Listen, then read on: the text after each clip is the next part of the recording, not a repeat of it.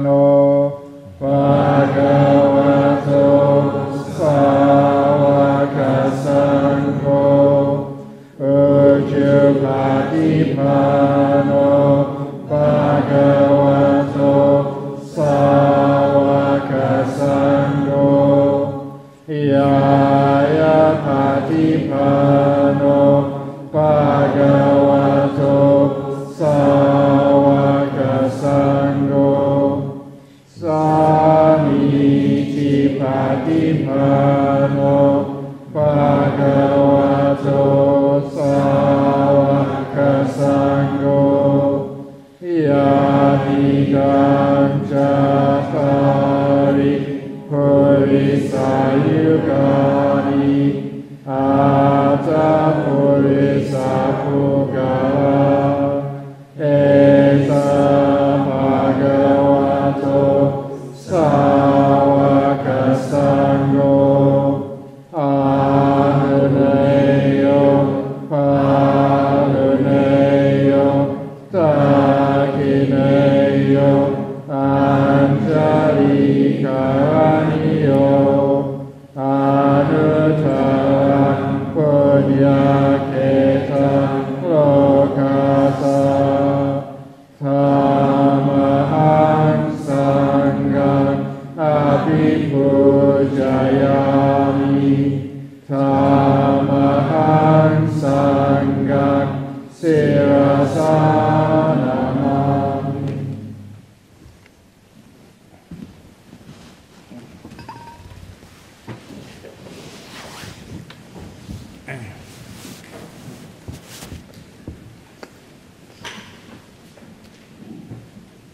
This is what should be done by one who is skilled in goodness and who knows the path of peace. Let them be able and upright, straightforward and gentle in speech, humble and not conceited, contented and easily satisfied, not busy with duties, and frugal in their ways, peaceful and calm, and wise and skillful, not proud and demanding in nature. Let them not do the slightest thing that the wise would later reprove, wishing in gladness and in safety. May all beings be happy. Whatever living beings there may be, whether they are weak or strong, omitting none, the great or the mighty, medium, short or small, the seen and the unseen, those living near and far away, those born and to be born, may all beings be happy. Let none deceive another, or despise any being in any state. Let none through anger or ill will wish harm upon another, even as a mother protects with her life her child, her only child, so with a boundless heart should one cherish all living beings, radiating kindness over the entire world, spreading upwards to the skies and downwards to the depths, outwards and unbounded, freed from hatred and ill will, whether standing or walking, seated or lying down, freed from drowsiness. One should sustain this recollection. This is said to be the sublime abiding. By not holding to false views, the pure-hearted one, having clarity of vision, being freed from all sense desires, is not born again into this world. Sadhu, sadhu, sadhu. We've been doing that so many times. It still makes you smile. Very powerful. So here comes the last chance for questions. And oh my goodness, you know that, because look how many there are. Okay, be very good. Quick day. Okay, let's see. Let's do that. How much gunpowder is enough to experience non-self and therefore abandon the view of self? That is the simile that it's the jhanas are like the match, and the Dhamma is like the gunpowder. And if you have the jhanas and the gunpowder, boom, all those delusions disappear. How much gunpowder do you need? It depends how smart you are.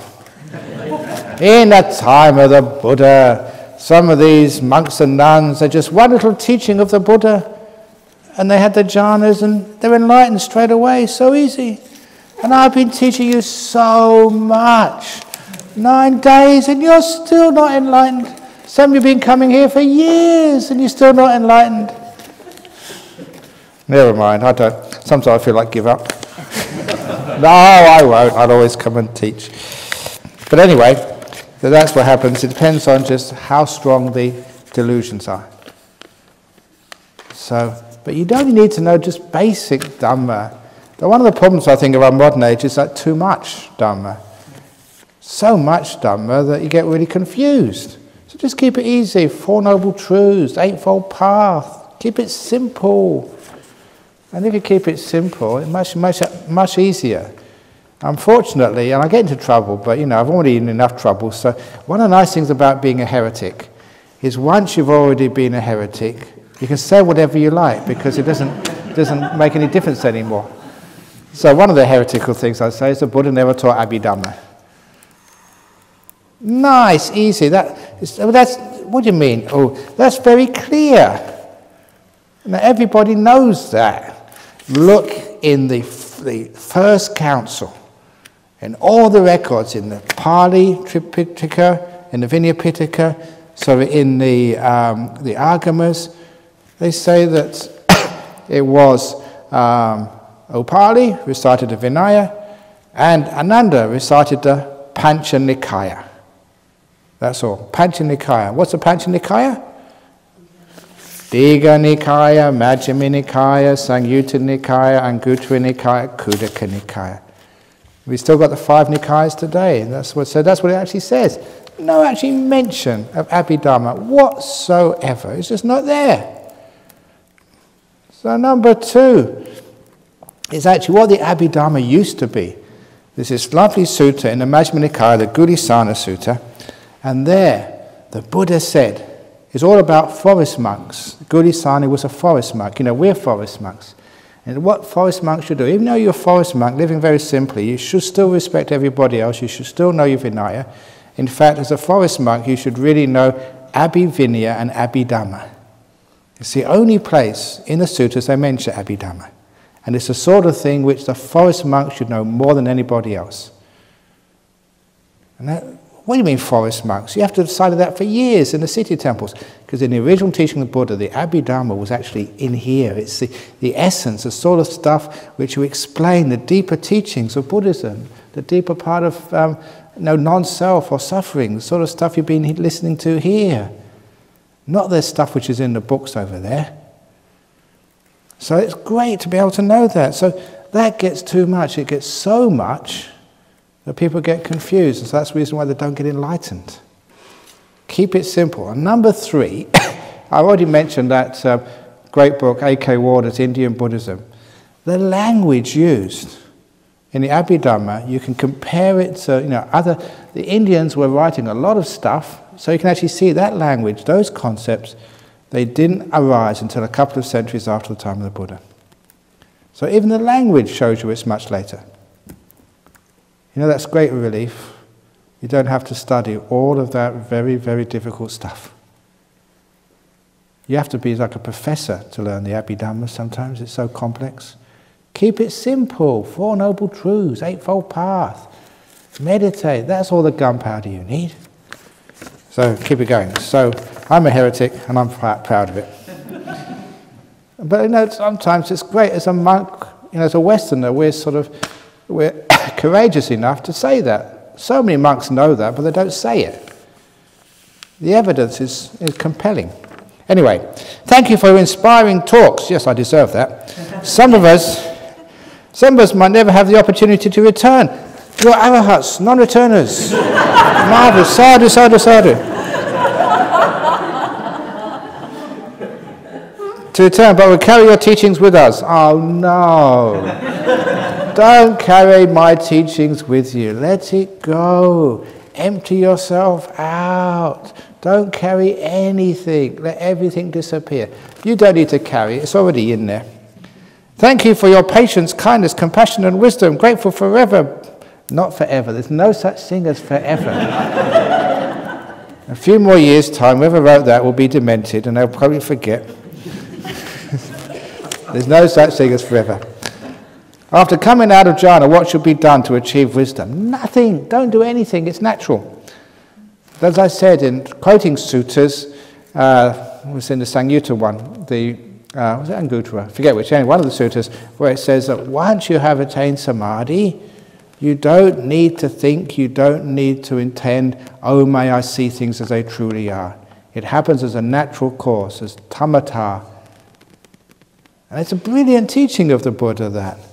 I think Bhikkhu Bodhi translated it in a little monograph, a small book, and he called it Transcendental Dependent Arising, and published it at the Buddhist Publication Society in Sri Now, this is a great sutta there, because the Buddha says specifically, very clear partly, you can't sort of bend the meaning to suit yourself. It's very clear, it's automatic.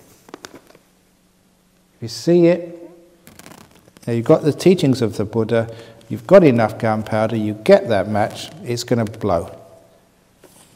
And that's what happens. So this is great. This is automatic. It's no self. Your choice, your will, has got nothing to do with it.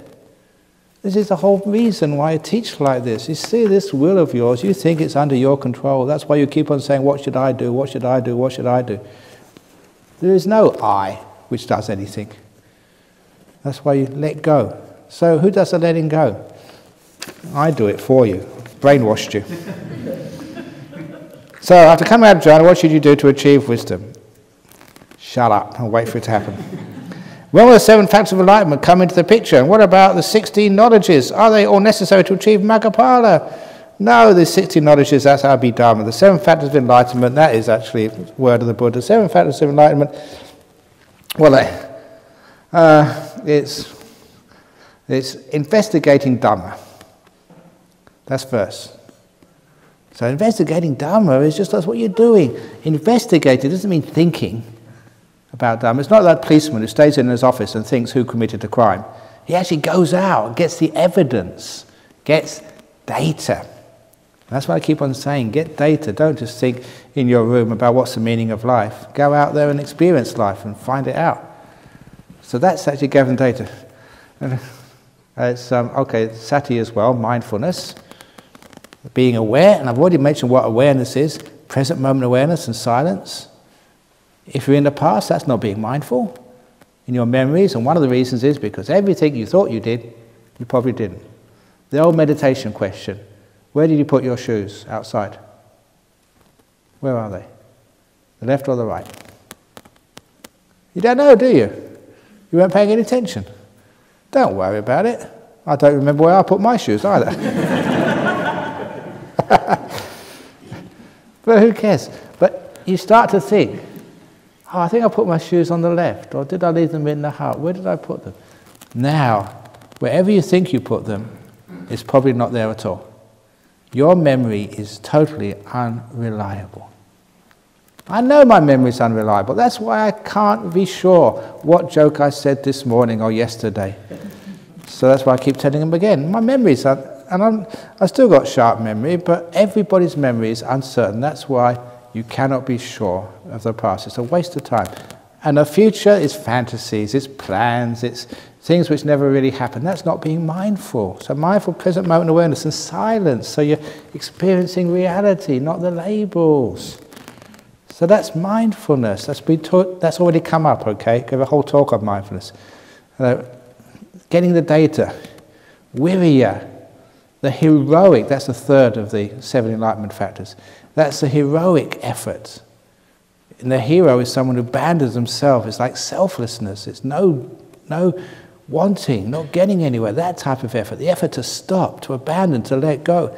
The type of effort which you come across and you can't do when you come across a beautiful state of meditation, you just can't go further. You're afraid. You're not willing to sacrifice everything. They said like the king's elephant. They used, this the Buddha gave all these stories which was very relevant in that time.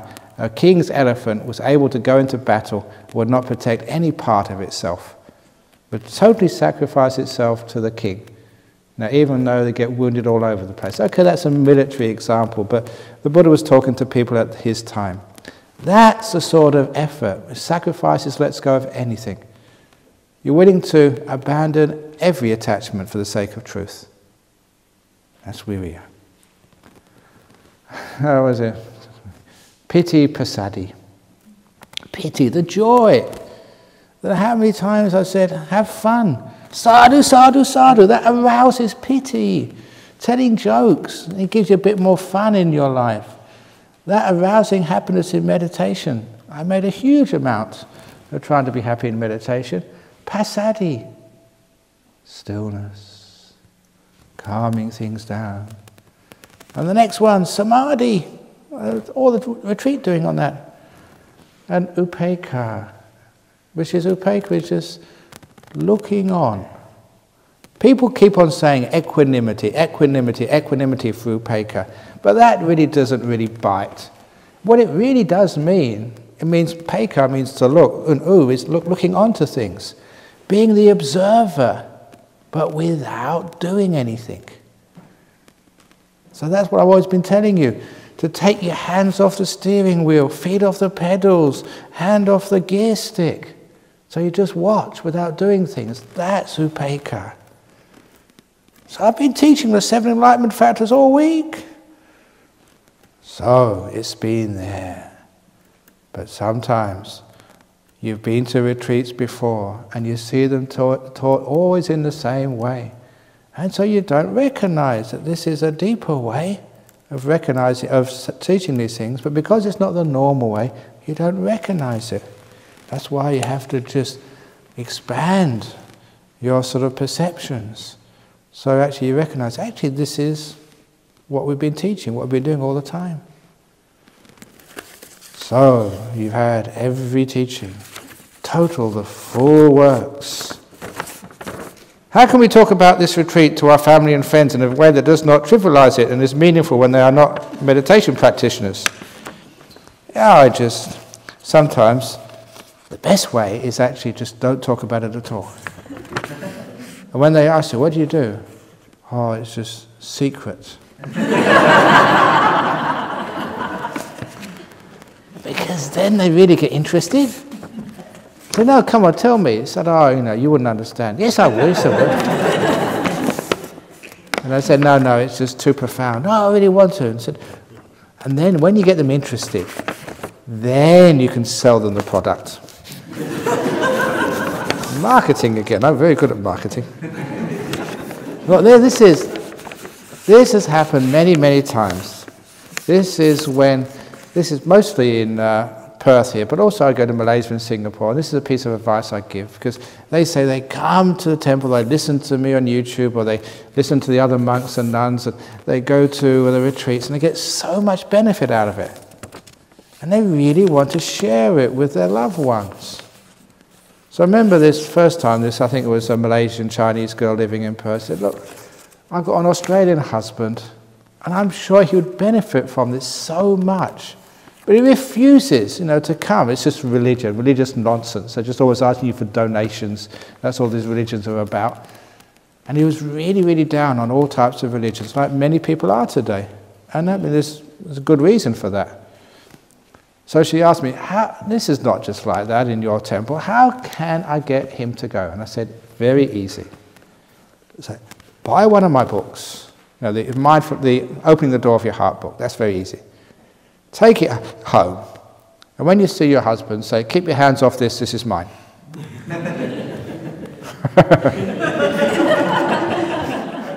It works every time.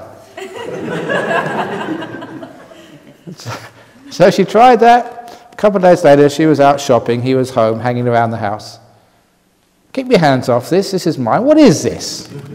And he started reading it, and the two bad bricks was the first story, and then the next story. He read the whole book in one sitting, and he comes every week now. That's how it works. Look, husbands, that's what they're like.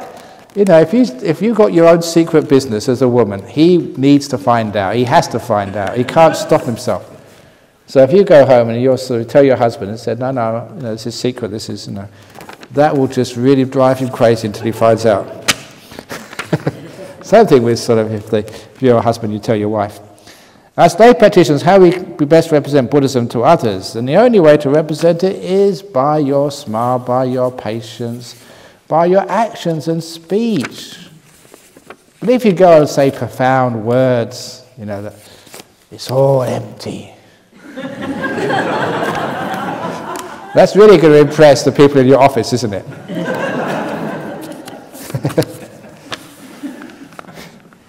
There's this old sort of story about this.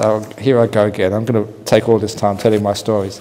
This is a very famous story about this monk in Japan, a Mahayana monk. And he was wandering on alms round. He was really having bad luck, was really hungry. And so, somebody told him, he said, look, there's a really good restaurant in that next town. And the owner of that restaurant, she's a very, very good Buddhist. She's very learned, very respectful. So if you go there, I'm sure that she'll give you something to eat. So he took his bowl, he went into this restaurant, and he asked to see the owner, the manager.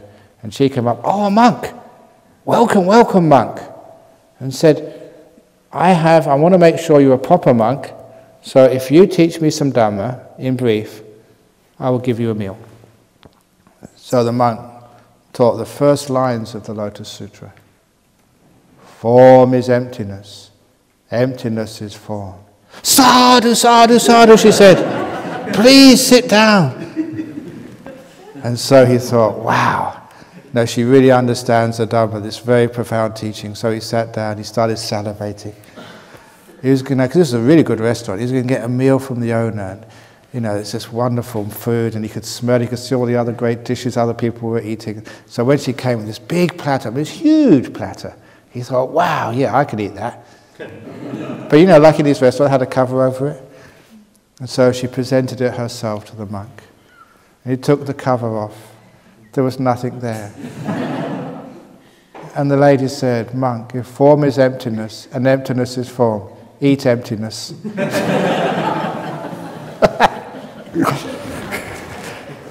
Now, if you're a monk, that really hurts. But what that story was, the old Zen story, it was just showing that, please, don't be up yourself with your wisdom. Just as you practice, that's how you impress people. In other words, when you are in a difficulty, see how peaceful you can be. When you are driving through the traffic, can you let somebody in front of you? And actually, going to Nolamara last night, because I wasn't here for the question, the driver, very proud of him, was driving along, and it's very busy traffic. Somebody wanted to turn right, he stopped so they could drive right in front of him. Brilliant, well done. Now that's a good meditator. So that's how you impress people, by just your speech and by your actions in your home. And that has brought more people to Buddhism than anything else. They look at you, they see you. We have one of our past presidents, it's Rachel Green, for those of you who know her, that she came to our Armadale group just because she had anxiety disorder, panic attacks. And when she saw the monks, not just me, other monks who went to teach there, she noticed these people were happy. And she thought, no, they just, when they go up there, they're smiling, but I bet, in their monastery, they're just like everybody else, bitching about this and complaining about that. So she decided to follow us around, come to the monastery, and for the main purpose of actually seeing whether this happiness was real, or whether we're just, presenting this as like an actor on the stage. And when she found out this was real, these are happy monks and nuns, that's when she got faith. I'm going to be a Buddhist now, because whatever those monks are on, I want some of it for myself. And that's why she became Buddhist.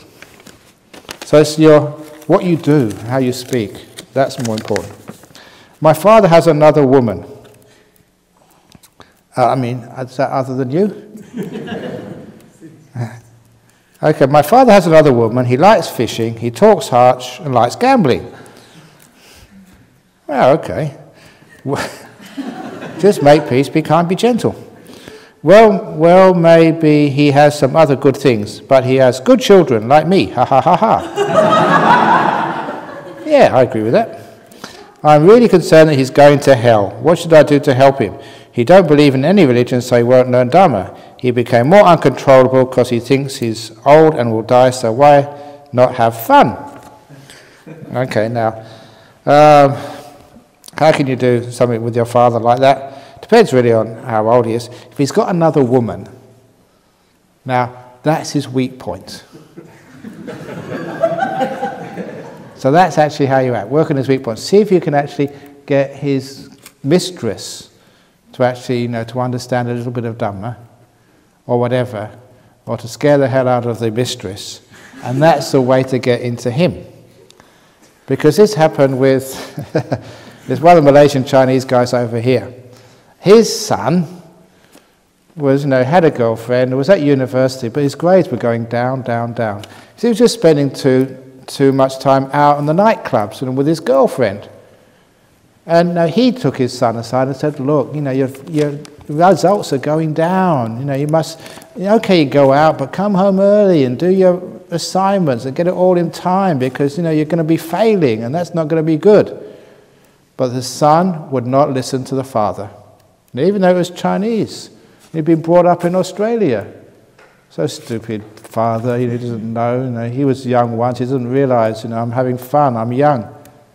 But his father was very smart. So what he did, he waited for him to come home one evening, about 2 or 3 o'clock in the morning with his girlfriend.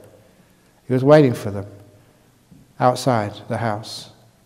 And of course, as soon as they saw his father waiting for him, he got really scared. But his father said, oh, please come inside. And so the two of them had to come inside. And he never talked to his son. He talked to his girlfriend and said, look, if you don't mind me having a little chat with you, we've been going out for a long time now. I'm not sure what the relation is like, but, you look like you're serious. It may turn out that you've decided to commit and become, married. And I just wanted to tell you, just talking to the girlfriend while his son was listening, his son's, Roger's grades are going down. He's not spending enough time just doing the assignments because he's spending too much time with you, out in nightclubs. Girlfriend said, is he really? He never told me that. And then, for the next 6 months or so, the girlfriend made sure he came back early. His girlfriend was always on about him to make sure he got the good grades. And his girlfriend had huge influence on him. The father couldn't. He had to go in the wise way. Get the girlfriend to put the pressure on my son. And it worked brilliantly. He got really a good degree at the end, and now they're married. Ah. But it worked. So you see, if you've got children, you've got sort of your daughter, I mean, sometimes you listen to, sometimes she doesn't, but her weak point is her boyfriend. So get him to influence her. Or, you know, if the other way, like the boy, the son, get the girlfriend, because that is his weak points. That's where you get leverage and pressure. That's with your father as well. See, if he has another woman, that might be the weak point. See if you can work on her. Forget about him. Work on her. Say, look, you know, he's spending so much time gambling, he's got no money to spend on you. I'll fix that. Anyway, is the main purpose of chanting to help the Dhamma go into our hearts? And are there any other reasons why we chant? There's something to do, that's all. Now, some of the chanting is really, really, really good. But I never really appreciated chanting until I really learnt Pali and really understood what some of those chants actually mean.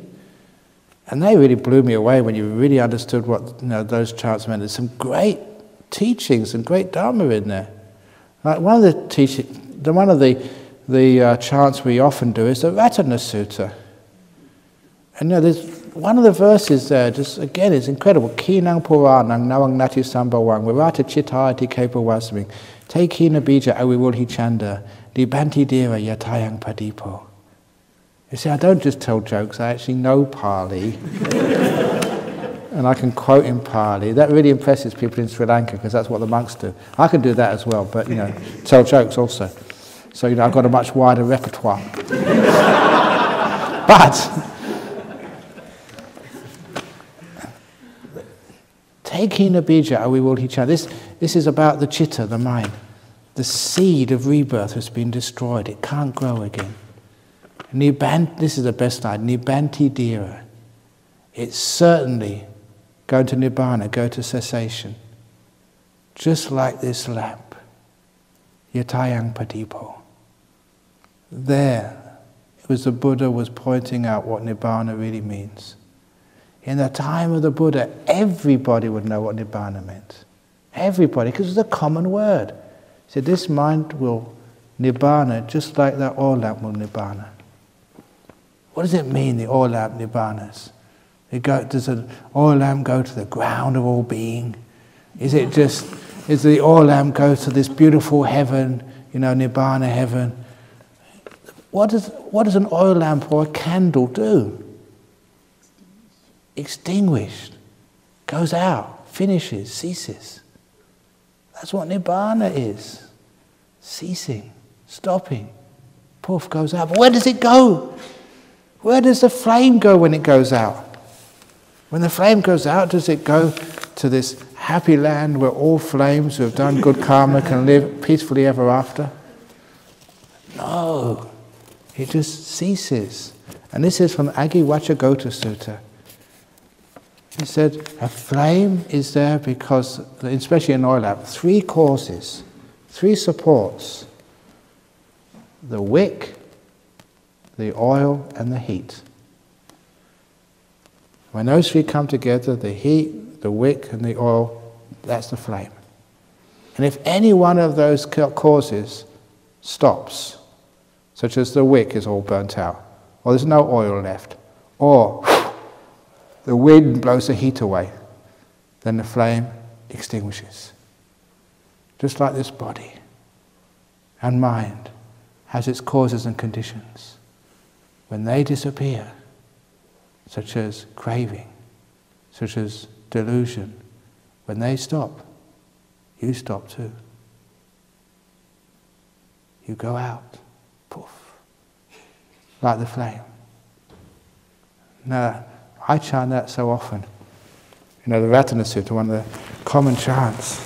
And when I go to that, wow, that is incredibly powerful, deep, wonderful Dhamma. So that's why I chant, because I know what I'm chanting about, and it's incredible, it's really good. So there we go. So if you understand the chanting, and sometimes we do chant in the local language, in the English. But you know, even that Metta Sutta we chant, it's nowhere near as oomphy and powerful as when you understand the original language. The translations are just, they never quite get it. But when you actually do it in sort of Pali, and it's powerful stuff. That's why I like chanting. And also because it's powerful stuff, I really get into it. It gets all this energy up, then you can zap someone, because you've got the energy to do that, the inspiration, the power of the mind. So yeah, you can use it, to do amazing things with people, get them better again or stuff like that. But you don't want to do that too often, because okay, I chant and sort of, get Bhikkhuni Kusuma to be 10 years younger. It's a waste of time, isn't it? Satima, sorry, people say Kusuma. Satima, you see, even I make terrible mistakes. To get her sort of 10 years younger, but who wants to do that? So anyway, that whole thing about chanting, yeah, it does have power. The best power is actually to remember the Dharma, to inspiration. That's the best of it. Why do always people mention about human past lives? Did the Buddha or anyone mention about a past life in other planets or world here, not as a human being or an animal as we know? Yeah, many times they mention about animals, but the thing is, you get reborn in a realm where you feel you belong, where you associate with. So no, you're a human being in this realm. So when you die, that's really, really where you feel you belong. So you tend to get reborn, if you've got enough karma, in a similar position, a similar body. If you've been a woman before, that's really, many people think that's who they are. They're a woman. So they want to go into a woman's body. That's where you feel you belong. You might say a Caucasian. I'm a Caucasian, I like fish and chips. So you get reborn in sort of England again. You're Sri Lankan, that's your home, that's your culture. So that's where you're likely to be reborn, because you get inclination according to your cravings and desires. So, it's unlikely that people get reborn as animals, because it doesn't sort of resonate with you. It can do, but it's unlikely.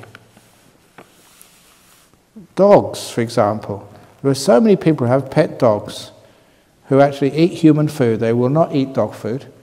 And they get in your car with you wherever you go, and they really think they're humans.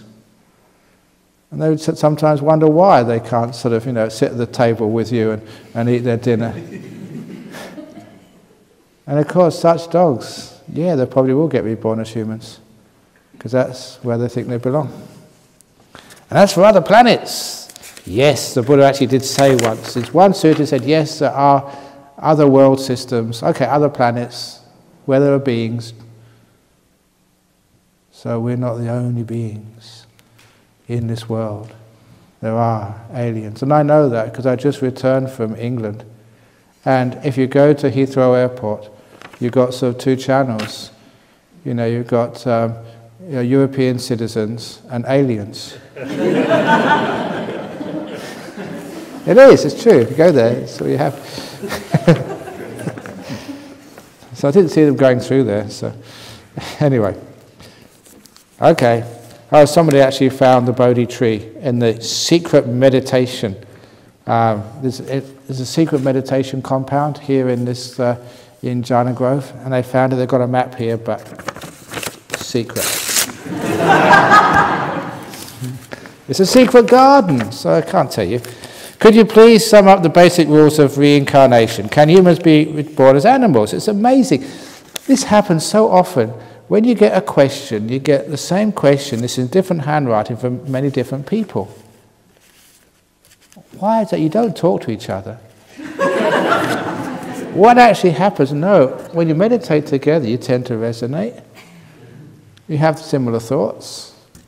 Even though it's a person sitting a long way away, you have been telepathizing. It works, I'm being serious now. When you have a thought, a question, there's usually one or two questions exactly the same. So this is reincarnation again. Can animals be reborn as human beings? Who's reborn in a heavenly being? What happens to the enlightened beings' mind? Does it cease to exist? I already mentioned the last one. Yes, enlightened beings, there was no one there to begin with. They realize there's nothing in here. So, nothing to get reborn. You're gone.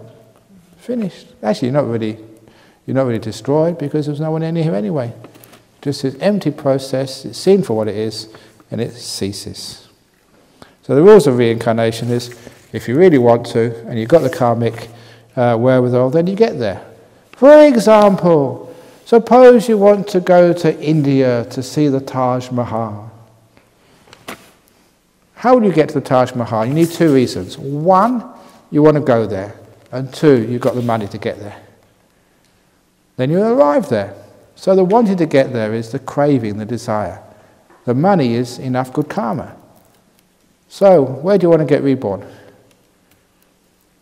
You have to have the karmic money, if you like, in the bank, and also the desire, and then you get reborn there. And don't think, I don't want to get reborn anywhere. You can't even stop being reborn every moment in this meditation retreat. You can't be still. You will get reborn again unless you can shut up and be still. That's what I've been trying to teach you all this time. Then the flame can go out and stop. You're not afraid of it going out. One of the reasons people are afraid of it going out because they think, oh, I'm going to get destroyed. Well, it's not in there anyway. Look, one of Ajahn Chah's great teachings to me, many of you have heard this before, I'll just do it in brief because I've got lots of questions to go through. Had a great meditation. He was visiting our monastery, a really deep meditation. He was having a sauna, and I went after the meditation, I decided to see if I can give him any services. And I was too late because he was coming in the opposite direction on the narrow path we were going to cross. So I was going to go, I couldn't sort of turn around, my teacher was going to see me. And when we came close, I was going to get to the side of the path, but before we got that part, he looked at me very deeply into my mind. He was reading my mind, he could do that. And when they really get into you, you know they're doing that. And I didn't mind, had a very good mind. I'd just come out from a really deep meditation. And he saw that. So he decided to enlighten me. He looked at me with his incredibly strong gaze, and just holding me with his eyes. Brahma, he said. Why? He said it in Thai. Brahma Tamai. Why? And then I answered, I don't know. That's what I said. I was only a young monk, still stupid. Now, it's not just me who says very good. This is what Ajahn Chah, the great monks, they never criticize you or put you down. He just laughed at this stupid Western disciple. And that's what happens. When you say what you've done, it makes me laugh. So there's no sort of criticism, it's just really funny just how stupid people can be. And I was incredibly stupid. And so then he actually got serious again. And he looked at me again and said, Brahmavamsa, I'll tell you the answer. And I really got interested. And he said, if anyone asks you that question, this is the answer. So I was about to find out the answer to the question why from one of the greatest monks of you have to say the last century because he died. He said the answer to the question why is. Are you interested? Yes. Really? Should I say it? No, I'll do some another question. Okay. He said, the answer to the question why is this. There's nothing. There's nothing. Do you understand? No, you don't. That's what Ajahn Chah said to me. He said, do you understand? I said, yes. He said, no, you don't. He was right, I didn't. But it's very powerful. There's nothing. Mai mi arai. That means there is nothing in Thai. Incredible, powerful answer. It's so accurate. That's the answer to the question why. So if anyone asks you the question why, the answer is there's nothing. Could you please explain when and how mind comes to existence? Could this life be my first birth? What happens with this mind when we attain enlightenment and the body dies? Okay, enlightenment and the body dies, I already answered that question. It was nothing there to begin with, so it ceases. How the mind comes to existence, they say that consciousness first begins, it evolves from just a basic consciousness of things like plants and evolves up the the scale. No, there is an evolution in Buddhism, but it's not the evolution of Darwin, it's the evolution of the mind, because the Buddha never really talked too much about bodies and planets and stuff. He's more interested in the mental world, the evolution of the mind. Could this life be my first birth? Very unlikely. I don't think you're a plant, but it could be your last birth. Ooh, that's interesting. Thank you very much for this wonderful retreat. You are really a nice super monk. By the way, that comic rocks. You should redistribute it and take the money to build a nuns' monastery, because it sells. Yeah, I agree. Oh, that's actually the women from Jakarta who just left. I agree, it rocks. Thank you all at Jhana Grove for teaching me how to have peace without myself. And they never signed it. That's very good. Is this world going to end in the year 2530? The Sema Stone of Bodhinyana Monastery says 1987 to 2530 on it. Would you please explain this? In the Buddhist calendar, because they say the Buddha was enlightened at 543 BC, so the Buddhist calendar, you always add 543 years onto the Western calendar. So this is 2011, that's 2554. So 1987 is 2530. So that's just the way they say 1987, like Western calendar, 2530, Buddhist calendar. So 1987 to 2530 does not mean the end of the universe is happening at 2530. That's probably what the Mayans did. They just probably putting their age in the Buddhist calendar, and people thought that's when the world is going to end as well. Venerable Buddha Ratna. It's not Buddha Ratna. Buddha Karatna. Anyway, whatever this is. Could you please explain the importance of having sweets at 5 p.m.? The importance of having sweets at 5 p.m. is because there is no sweets at 6 p.m. So you better get in there quickly and have them before they're all finished. Now, it's just giving you a bit of a sugar buzz because you're not eating in the afternoon. So if you want a bit of sort of energy, just have some sweets. But most of the time, it's just giving your mouth something to do. How many hours do you spend with meditation a day on an average? Usually 24. What's the minimum how much you should spend on meditation in ideal circumstances? As a minimum, 24.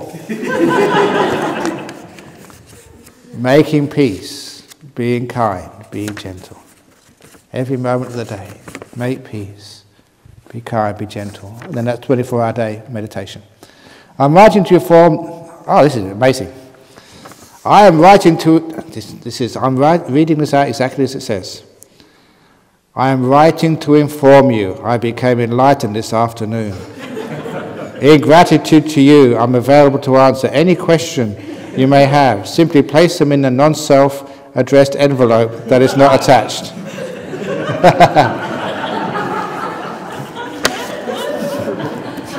Very good. Now, I think I mentioned that there's an email to the Federation of Australian Buddhist Councils by this guy, who's the amazing Smith, I think his name was, and amazing_smith.com. He says, I've just become enlightened, and is informing all the Buddhist communities in the world because they will have many questions to ask him, and he has now all the answers. So anyway, very good. Oh my goodness, here we go, comes the essay. Your teaching about making peace, being kind, being gentle reminds me of a story supposed to be true. That's interesting. Once there was a woman who walked across America in order to promote peace. She called herself Peace Pilgrim, I remember that. She was a very kind person, and she slept and ate wherever she was invited. One day she came to a town and found herself sitting in a kind of saloon or bar at the same table with a certain man who was known for being a really bad person. He was even rude to his own family. Many had tried to change him and make him better, become a better person, but to no avail. She must have got into a conversation with him when suddenly he said, "Okay, I will change. Everybody tells me that I should change. You are the first one who does not try to change me. Now I want to change." It seems to be a little bit like that with our minds. First we are trying, then we are trying not to try, then we are trying not to try not to try. Exactly. How to make peace without trying to make peace. Just do it. Exactly. That's a brilliant story. Everyone else was trying to make him change, and she was the first person who loved him for who he was. And then he starts to change. So who is that bad person who you're sitting next to? It's you. So you're in the bar, the Jhana Grove Saloon. The last chance saloon, it says. And you've been trying to change yourself. There's this bad person inside of you who's rude to your own family, rude to yourself. And you've been trying to change yourself all your life. And now, instead of trying to change yourself, you love yourself.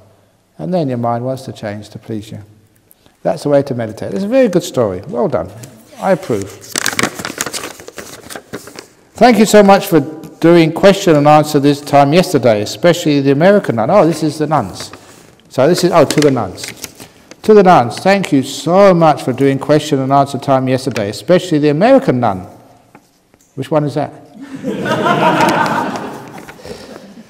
Who spoke of radiating love and kindness all around oneself to deal with fear of public speaking, worrying what others think. I have no doubt future generations of women will benefit so much from the work you are doing. So thank you, and thank you.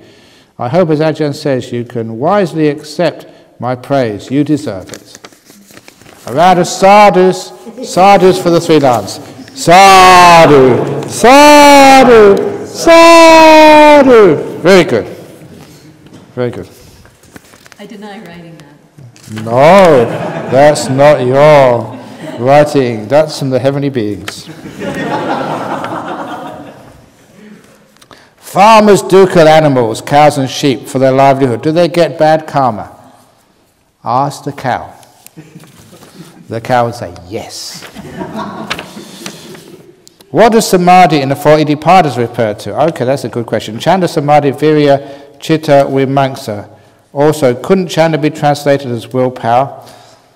The word chanda, the word samadhi over there, it's interesting. It's almost like these things are sustained. In other words, the chanda doesn't move. That's an idea of like samadhi. In other words, it's not that, okay, you have will to do this, and then next minute you will to do something else. Very similar to that simile of the taxi driver I said. You tell the taxi driver, take me to the airport. Just once. You don't need to do anything else. You don't move. The direction is there, and the arrow doesn't move halfway through the flight. So you tell yourself what you want to do, like that program in mindfulness, and let the mind do it. That's the samadhi part of the chanda. But what really chanda is, it's a word which comes up in the Vinaya. If we're having a meeting and some monk can't come because he's busy or going out somewhere, he gives his chanda, his consent, to go ahead in their absence. So it's not just willpower, it's just like consent, approval. So it's your approving, consenting to your mind going off and doing this meditation. It is another form of letting go. You're giving your consent for a process to go on. That's actually very clear in the Vinaya. That's actually where I first learnt my Pali, in the Monk's Rules of Discipline, because that was practical use of these words, the use of these words in everyday life. And from that, you can actually see how it's used in metaphysics. But if you start with metaphysics, you've got all these ideas of like what Nibbana is, but how is it actually used in daily life? And that's flame going out. And from that you understand how it's used in metaphysics. The same with chanda. How is it used in very daily life? And it was actually chanda giving you consent, approval to the process to go ahead without you being involved. I already mentioned virya. Chitta is also, it's the mind, but it's also the objects of the mind, and especially it was used for like thought. But not just thought, but just the movement of the mind. I'm going to go in that direction. The mind thinks, like the taxi driver, doesn't change. And vimamsa is going into something. The great word for vimamsa the simile which I like to use is that simile, you go in meditation or in life, you're at a brick wall. And you can't go through. And what most people do, they use willpower, bang your head against the wall, bang, bang, bang, bang, bang. Okay, joke. I don't know if you know that in Jerusalem there's the Wailing Wall.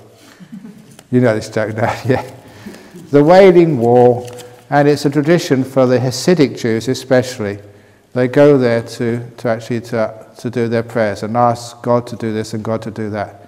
And to do that, you can see them rocking and rocking, rocking, and they actually hit their head against those stones. So this one American guy was watching this Hasidic Jew rock against the Wailing Wall, hitting his head so many times.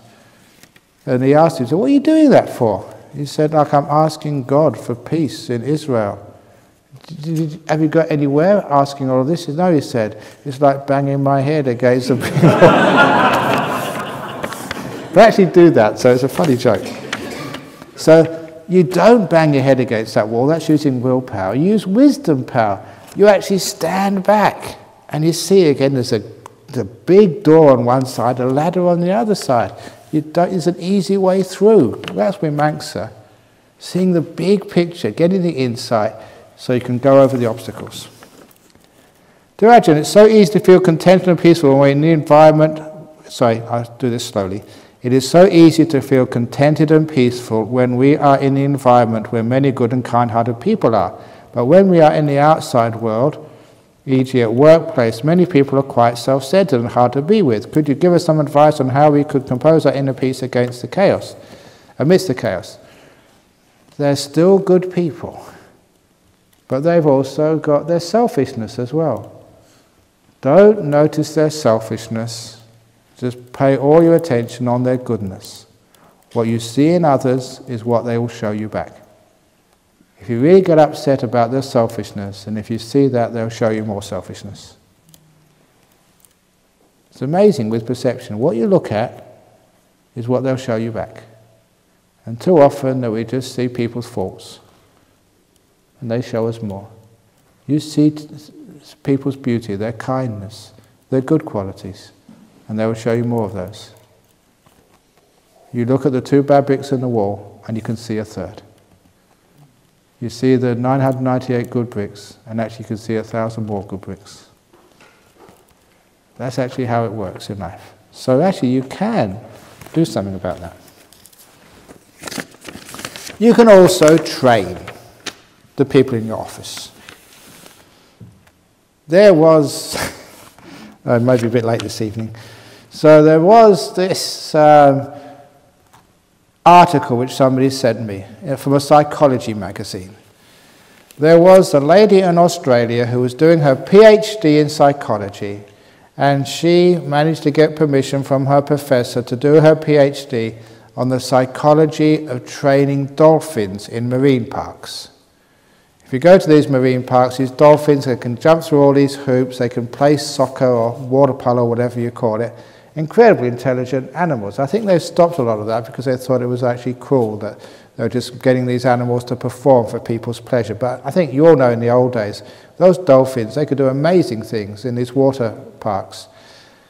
She wanted to find out the psychology of training a dolphin. And so she went there and she found basically what happens if the dolphin jumped another inch higher, the trainers would throw them a fish. That was their reward. They didn't perform, they were never punished. They were just waited until another inch higher, then they got another fish. It was totally positive reinforcement, no negative reinforcement at all. When she saw that, she went back to her professor and asked if she could change the subject of her thesis. Because she had this great insight. If that is how you train dolphins, maybe it might work on training a husband. And so her thesis changed to how to train a husband. And she got a great PhD out of this, and of course her article was very famous. And she said it just the same way as training a dolphin. You know, when he does something you like, throw him a fish, metaphorically. When he misbehaves, no punishment, ignore it. And I remember one of the examples she gave When they were both getting ready to go to work in the morning, she'd go to the university. He was missing his clothes. Can you find my tie? I need my tie. And she would always have to stop what she was doing to find the tie for her damn husband. And it really sort of, she was busy. It really irritated her. Small thing, but that's what irritates people in marriages. So she tried a new trick. Darling, where's my tie? She'd totally ignore him. Darling, I can't find my tie. She wouldn't react at all, not scolding him, but just going about her business. And then after 2 or 3 minutes, oh, darling, I found my tie. She stopped what she was doing. Got him, well done, darling. That's when he got the fish. He said it's amazing just how well that worked. Within a couple of weeks, he never ever asked, where's my socks? He always finds it himself. How to train a husband. Brilliant article. Every woman should read that.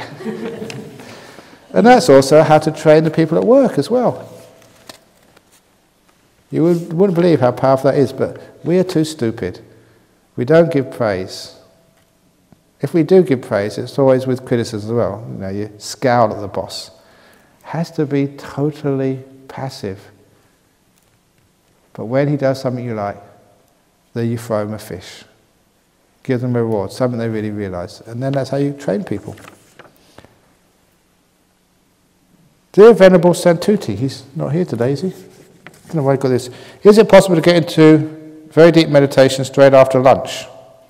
I wonder why they asked him that question.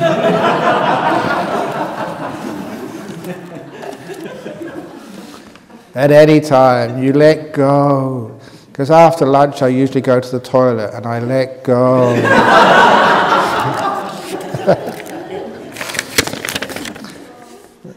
Dear Ajahn Brahm, do horoscopes mean anything in Buddhism, Chinese or otherwise? Or are they horror, H-O-R-R-O-R, scopes, haha. The horoscopes.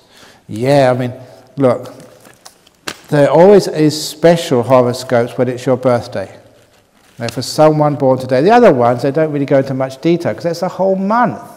It's just too general. But if it's your birthday and you look at the magazines, you get the special horoscope for your birthday. It's specific to people born on that day. So it's liable to be very accurate. So one day, it was my birthday.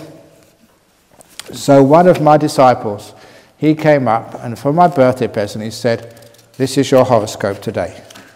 For people born on August the 7th, and he read it out. For all those born today, this is a very good week for love and romance.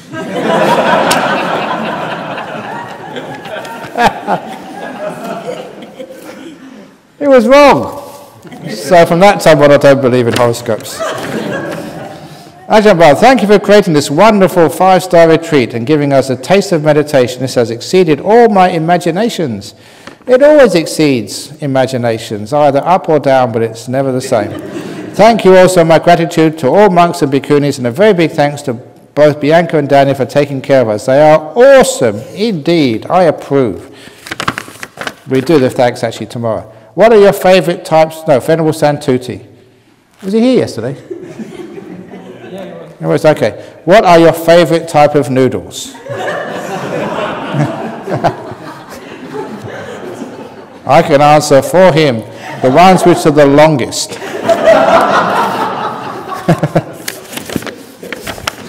Did Lord Buddha talk about living beings in outer space? Yes, he did. In your book, Mindfulness, Bliss and Beyond, there was a student put under hypnosis. Is it possible to hypnotize me and put me into jhana? What do you think I've been trying all week? You know the hypnosis? Okay. Hypnosis. Because, like tomorrow, oh, actually I should mention this. There's going to be a meeting about cleanup tomorrow. Bianca asked me to say this, but because she's also cooking tomorrow, she wants to do it before the talk.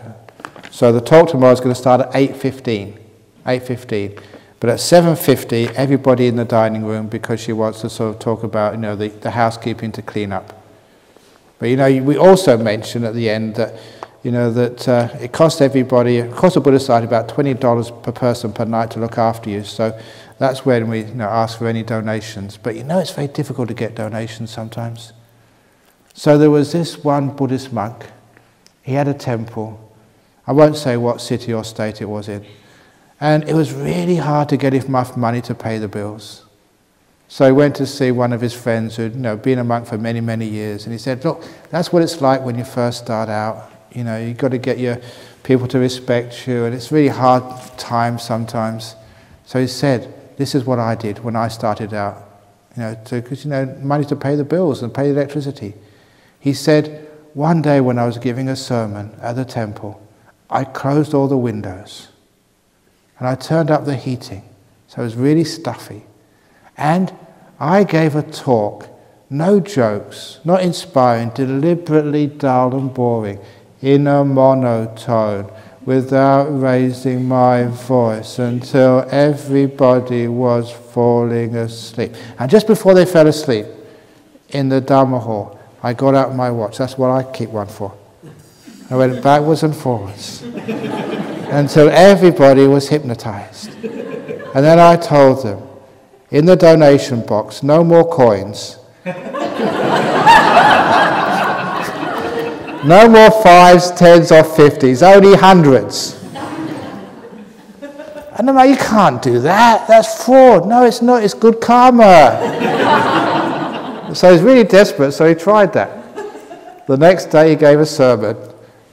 Turned up the heating, closed all the windows, made it very stuffy, boring sermon, that was easy to do. And when people were about to fall asleep, he got the walking out, he hypnotized the whole lot. And he said, donation box, no coins, no 5s, 10s, 20s. And we actually did say, okay, 50s and 100s. And he cleaned up that day. That donation box was full of $50 and $100 notes. He really made enough money for 3 or 4 weeks' bills. But he realized you can't do that every week, because if you do it every week, people will soon suss you out. You get caught out. So he waited till he needed some money again. And then he did the same trick. Closed all the windows, turned up the heating, dull sermon in a monotone. When everyone was about to fall asleep, he got out his watch to hypnotize them. But before he could say about the money, he dropped his watch. Oh shit, he said.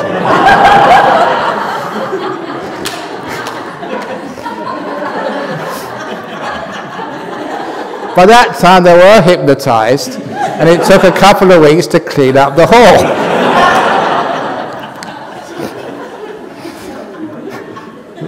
Because that was bad karma, we don't do that. So, but anyway, Bianca was having a meeting at 7:50 tomorrow.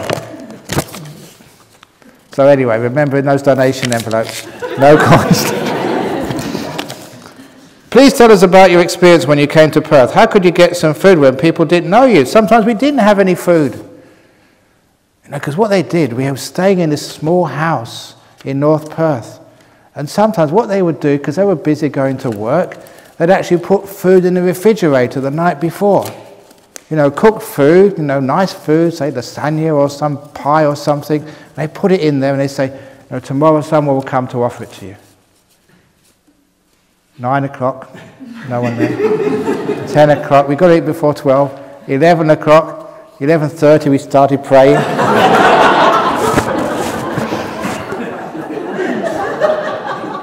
No one came. So we couldn't eat. Many times it happened, we fasted because people didn't actually come to offer the food. We were tough in those days. Not like these days, these namby-pamby cream puffs. No, they're not namby-pamby, they're great monks and great nuns as well. But it was tough sometimes, you did go without food. But the great thing, you don't die if you don't eat. It's just, you just fast, it's easy enough. So a lot of time it's a fear, to get rid of the fear that if you don't eat, you're fine. So that's actually sometimes that happened. But eventually that people started sort of respecting you. One of the reasons they respected, because we worked really hard building this place, and they saw these aren't lazy monks, so we really work hard. And they actually respected us for that. We didn't expect to have things easy. We're willing to really work and build this Buddhist community and not ask for anything. When people actually saw they got a huge amount of faith, these aren't lazy monks. not lazy nuns as well. And then people have huge faith in you, and then they will offer things to you. The other thing was they wanted stability. Because why give a donation to a group of monks, they've just come in, who knows whether they're going to be here next year or not. But when after a few years they realize we're in here for the long term, in here for years and years and years, then you know that if you give a donation, that this place is going to be here in 10, 20, 30 years' time. It really is an investment. So sometimes, as nuns, when you start a place, the first few years is tough. Because people, obviously, they don't know whether it's really worthwhile, whether you're just going to come in and go out again. But when you're there for a long time, stability, it really is important. Because you know that your donations are going to be used for a good purpose for many, many, many, many years. That's important to have that stability. Would it be possible to have these jhana retreats of longer duration? One talk every other day would be sufficient. Q&A and Dhamma talk alternating. Maybe 2 weeks or a month long retreats. Yes, you could do an all-life retreat. All you need to do is to shave your hair, put on brown robes, and you can meditate for the rest of your life. Do you want to do that? No, because you're so busy, you've got to go to work, you've got to look after your husband, your kids, you've got to catch up on the movies. But now what you can do, seriously, is you can do like self-retreats. And self-retreats is when you come to this place, when there's not an organised retreat on, so there's no sort of 9-day or weekend retreats. And you can stay here and you make your own breakfast. There are no talks, but you can get all the talks on the internet or on iPod. They're all available for you. And you stay in the huts, look after yourself. For lunch, you just walk over to the monastery over the road to get your lunch, and you come back here. So it's all free for you. So that's called self-retreats, and that's becoming very popular. So if you want to do a long retreat, what some people do, they come and do the 9-day retreat to get the boost, and then they just stay on afterwards for another 9 days or 10 days, 2 weeks, whatever, until the next retreat happens. And then they have to go out because more people need to come in. That way they can do a long retreat. That is a very good idea. Could you please explain how to conciliate the teachings of no self and rebirth? What does it go to the next rebirth? The whole mind or just only part of it? The process continued. I think I answered that question when I gave the simile of the mango. There is a connection from the first mango, you plant the seed, a new mango tree, a new mango, there's a connection there. What goes across from the first mango to the next mango? It's just cause and effect, a process. Once you get your head around the process, of course, this effect, that effect makes another effect, which makes another effect. This chain, this link, that's actually what life is. It evolves from causes and effects. So it's totally different. That's why it means non-self, but there's a connection there. And that connection is the karma. That's, if you like, what goes across. What's your view on abortion and euthanasia? I think most people would say in certain situations abortion's okay. For example, a woman has been raped, or the fetus is going to be a danger to her health. And that's why that in most countries they always allow for abortion in such cases. But euthanasia, what if your life is a danger to your health? What I mean there is your quality of life is totally wasted. That's why that sometimes people say, yeah, okay, we should not make abortion illegal, but you make euthanasia illegal. There is hypocrisy there. If you think abortion should be allowed in certain situations, or at least it should not be illegal, then you should say it should not be illegal for euthanasia to be allowed in some situations. And instead we focus on, where should we draw the line where abortion should not be allowed? Or where should we draw the line when euthanasia should not be allowed, but not have blanket bans? And I think those of you who know me, that I've gone public on not euthanasia, but voluntary euthanasia. The difference is euthanasia when somebody else gives you the injection. And I think that is very, very dangerous. I don't support that. So I don't support euthanasia. Voluntary euthanasia is a different ballgame. That is when you make those decisions and make the action which terminates your life. under those situations when it's very, very, very clear the quality of our life is hopeless and is painful and there's no possibility of any sort of recovery.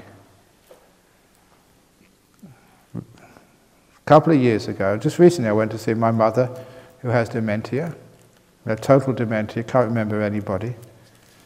And I remember that reading an article by a lady called Baroness Warnock. She's supposed to be the leading ethicist in UK. Brilliant person who's looked upon by many people as being the last word on ethics. And even she was saying, the one time when she thinks gives the strongest argument for euthanasia is dementia. And the reason is this, because I saw this myself 2 years ago in the institution where my mother was being kept because she can't walk her out because she doesn't know where she is, would get lost, would not be able to find her way home. That's what happens. But she always had a good mind, she was at peace, she was happy. But I saw two women in that ward who exhibited very clear signs of absolute terror. And it was painful for me to see that, to witness that.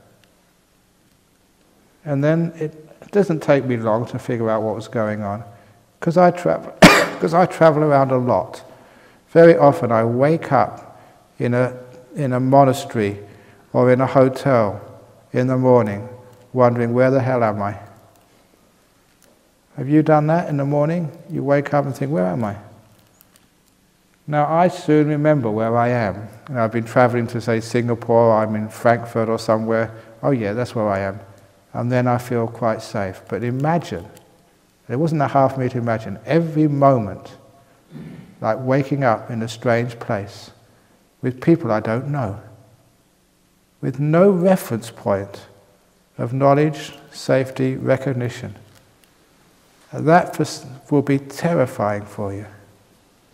And that is a situation which many people are experiencing every second of their existence. No drugs will be able to take that fear away, unless you take away the mind totally and put them under some anesthesia. Every moment, terrifying. When I actually saw that myself, I thought there is a strong argument for voluntary euthanasia. That's worse than torture. I often said in torture camps, they don't torture you 24 hours a day. In the worst dungeons of the world, after a while they stop. Here, it doesn't stop. Terror after terror after terror. And I saw that on people's faces. And it was actually quite moving. So, where does compassion begin? Because that's what happens with, especially Buddhists. Compassion, you can't allow a person to suffer like this. But then, you're not supposed to kill anybody. What should you do? So you shouldn't kill anybody, but for you are allowed to make that decision. You're the owner of the karma. It is your decision. So if that was me, and I was a layperson or whatever, and whoever I was, and I could see dementia happening, myself, and I knew that was what was going to happen, a very, very strong argument to say, give me the opportunity to terminate my own life now. That's called voluntary euthanasia. There's a lot of people say, no, you can't do that, that's evil, that's wrong, you shouldn't kill. People just don't think clearly enough. And even in the Buddhist Vinaya, that is not covered. Killing other people, yes. Coercing people to kill themselves, yes. But your own free choice. And I often mention this, just to be heretical and just stir people up. Did the Buddha commit suicide? 3 months before his parinibbana, at the Chapala shrine, he deliberately gave up the will to live. And that's why afterwards he said, and if only Ananda had asked me, I'd have carried on. But he gave up his life faculty, he relinquished it. If you're a Buddha, that's deliberately ending your own life. Let you think about that one. People who dedicate themselves to help others with immediate needs in Ethiopia, Sudan, the sick, wounded usually do have time to practice. Thus, they don't have time to practice. Thus, their liberation may be delayed. Is this bodhisattva ideal beneficial to the world, or do you have to be enlightened first before you can help? If you help people who are really desperate in their need, yes, it does. It's a wonderful thing to do. It alleviates suffering. But does it really solve the underlying problem? You know, there's another drought somewhere else. Or in Ethiopia, it keeps on having droughts, because that land cannot sustain such a population. Droughts are endemic to such a place. In Thailand, the floods in Thailand, that people are building houses where they shouldn't build houses. You know, the floods in Thailand always happen every now and again, like the floods in Queensland. People built houses in places you should have floodplains. You shouldn't build houses there. Everybody knows that these are places where nature allows floods to happen. It's part of the natural cycle. So basically, the main reason that this Ethiopia happens, floods in Thailand happen, and all this other stuff is because there are far too many people on this planet. If you want to get to the core problem, so instead of just doing the band-aid solutions of having aid sent here and aid sent there, the core problem is there's too many people. And they're living in places where they should never live. It should be in nature. So when there is a flood or when there is a drought, it doesn't affect people.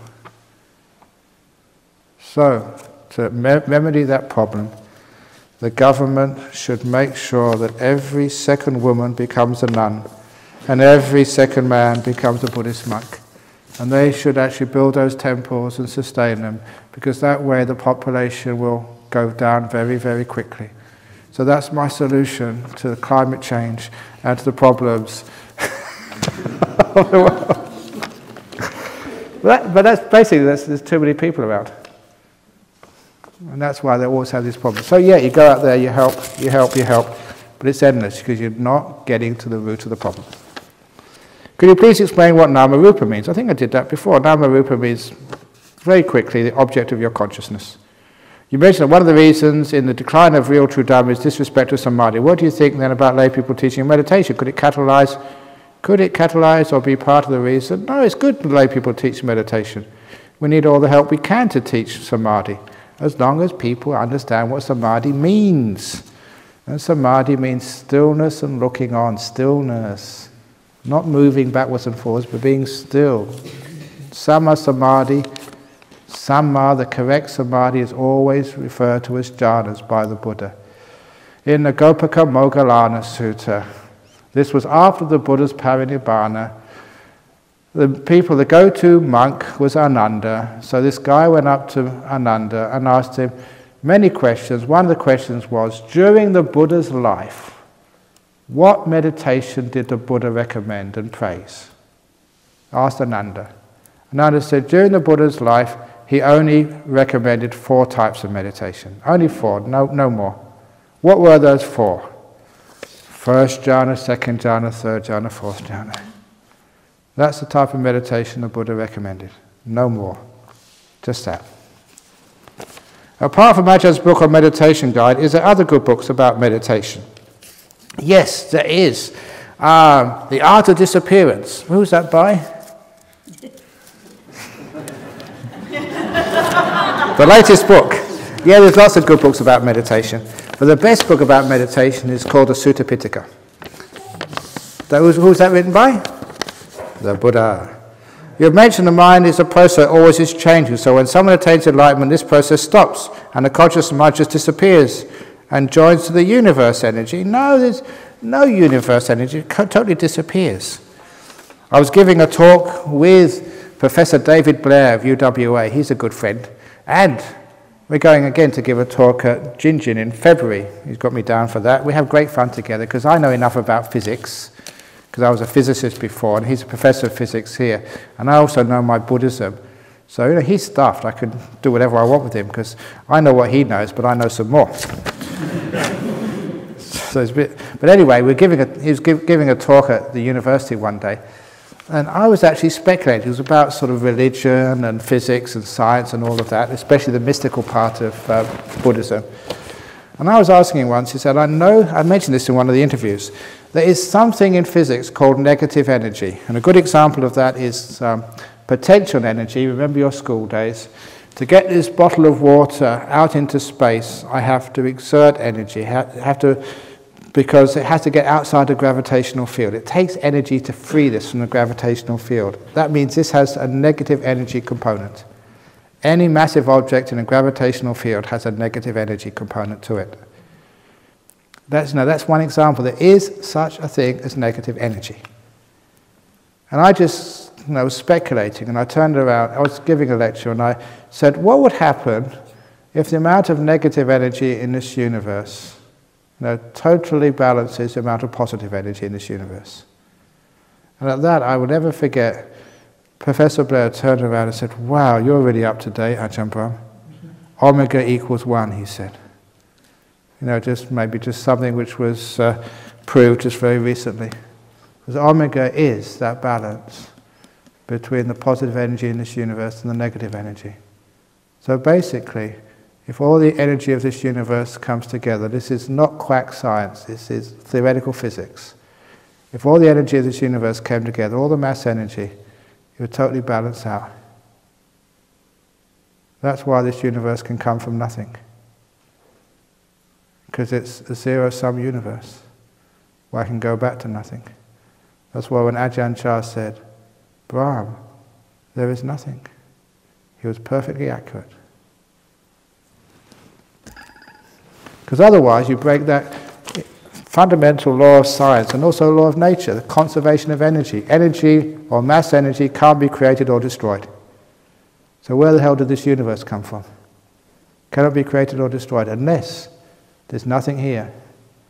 If there's nothing here, then of course it can come from nothing. And wonderfully, it can go back to nothing. Nibbana. Phew. Because of all the pain and suffering caused by the killing of animals, higher life forms, for human consumption, shouldn't Buddhist monks out of compassion be vegetarian? Where is the middle of the path? The middle of the path, there's an old saying that he who walks the middle way gets hit by traffic coming in both directions. So it's really difficult. So that's too difficult a question for me, because come and live as a monk or as a nun, and then you know the answer to that question. On dependent origination, how can you have ignorance before consciousness? Okay, it's not ignorance, it's delusion. So delusion sustains the consciousness, and the consciousness sustains the delusion. In other words, they support each other. It's not one before the other. It is like the sheaves of reeds, like these Buddhist simile, two sheaves of reeds just balancing each other. If you take one away, the other one disappears. That's also consciousness and nama rupa the Buddha meant, but also it's with delusion and consciousness as well. No consciousness, no delusion. No delusion, no consciousness. This is the delusion which keeps you going. What is the delusion? The delusion that it's my consciousness. It's my consciousness. I'm not going to let it go. I don't want to disappear. Ajahn Brahm, keep off my consciousness. It's my mind, it's my doer. And I'm proud of my doer. Keep your hands off. Okay. I experience beautiful purple colours. I can still feel the body and the colour is dynamic. After a while, they go. Please explain what is happening. Okay, purple colours, it doesn't really matter. Nimittas are coming up, but it's a bit too early. It means you've got a bright mind, but you're not still enough yet. You can do one of two things. You can either focus on that colour and to see what happens. If it's strong enough, everything else disappears. If it's not strong enough, then you're going to be frustrated. The next thing, if that doesn't work, is program your mindfulness. Beginning the meditation, say, I will not see nimittas until after the beautiful breath. I will not see nimittas until after the beautiful breath. I will not see nimittas until after the beautiful breath. It's basically brainwashing yourself to push that aside until the beautiful breath comes up, and that's the best time to see the nimittas. Why does thinking a mantra not count as thinking? It's still thinking, but it's limited thinking. It's thinking just about one set of words again and again and again and again. So it's like a stepping stone between thinking about all sorts of things and having your thinking restricted to one or two words repeated again and again and again. So it's a halfway house between thinking about anything and just focused thinking on one or two things, limited thinking. So from there you can actually go to no thinking at all. Please comment on the flower sermon by the Buddha was understood by Mahakassapa. It was not taught by the Buddha, that is a myth. If you don't believe me, go and see people like A.K. Warder. That never happened. Dear Ajahn, could you talk a bit about sense restraint and how it can be applied in everyday life? Yes, for those of you who are married, don't look at another girl or boy. One is enough suffering, you don't need two. That's sense restraint. The other thing, don't eat too much. Because, I mean, you want a food in there, you eat it, it's nice, but it's going to cause you problems afterwards. And watching movies, they're all the same. When I was at college, at Cambridge, we had a film society there at Emmanuel College, that was my college. And so, because you were students, you get cheap films, they're subsidised by the college because they're filthy rich. And so we had, the head of the film society had this list, a programme for the year. And it was a very, very smart guy who was running the film society. So the programme was like Zulu, sex and violence in South Africa. And then they had something else, sex and violence in New York. Something else, sex and violence in London. And that was such an accurate description of all the films. So it might be Harry Potter, sex and violence in, Hogwarts.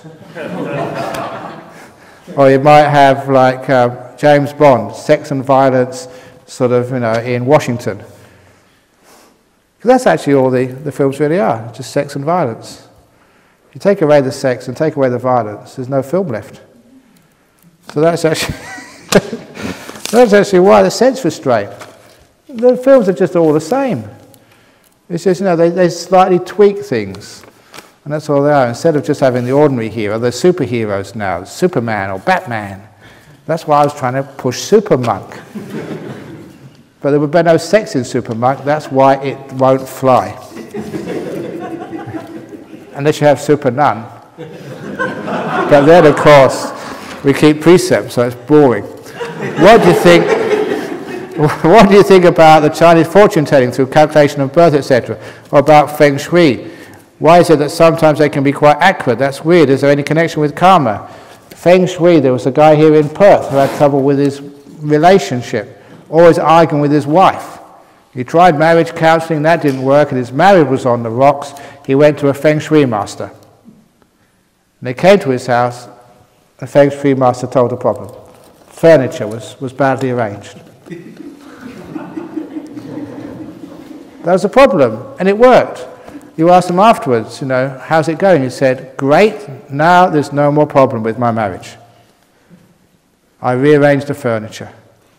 How did that work, he said. Well, my wife was out shopping. I put all the furniture against the door, so you can't come in. There's no more problem. I am sleeping too much. I am not tired and under stress without, what should I do? It is not a medical condition. No, just sleep as much as you want. What do you mean too much? Who said it was too much? Who makes the rules of how much you should sleep? So if you really feel like sleeping, you lay down on the bed, and if it really is time to sleep, you go to sleep.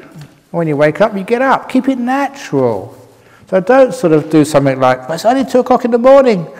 I'm supposed to be asleep. No, if you're awake, awake. On this retreat, you can sleep whenever you want. What is too much? The body will know what too much is. If it's too much, it means you wake up.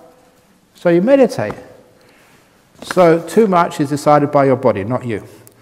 Can you please give some tips on how to manage stress at workplace or family, financial, kids, etc.? Yes, don't have a family, don't have kids, and give all your money to the Jhana Grove so you don't... or the nuns' monastery. And that's how you won't have any stress anymore. You have nothing, so you have nothing to worry about. I'll try to go through this quickly because it's a bit late. Why does the chanting have such a downbeat? Is it supposed to be solemn? Not my fault. But I'm a 60-year-old guy. How do you expect a 60-year-old guy to be able to sing? So, usually I think I should lip sync, it'd be much better. So I get someone who really knows the chant to do the chant, and I just do lip syncing. Is the order of the Eightfold Path arbitrary? Can we expect to find right stillness before right livelihood or right action, etc.? First of all, before stream winning, the Eightfold Path is all over the place. A bit of this, a bit of that. But once you get stream winning, that's the first time that the right view is fulfilled. Stream winning, that's the first factor right there. And it's only when you have that right view fulfilled, when you get stream winning, that you can get all the other ones in order. And that is true. From right view, once you understand what the hell is going on with this mind and this practice, then you understand the importance of making peace, being kind, being gentle, the right intention. And once you have that in place, then the precepts, speech, action, and livelihood, of course they're pure, because they all come from right intention. If you haven't got right intention, you can't have right, the virtue factors. You can't have right speech, action, and livelihood, because your intentions are not good. The place they come from hasn't been purified. So it is true, right view, and from the right view, you get the right intention. From the right intention, speech, action, and livelihood can become purified. And only then can you understand what effort is. People get really confused with right effort. They think it's just making more willpower, doing more things, but that goes totally against the second factor, making peace or letting go, being kind, being gentle.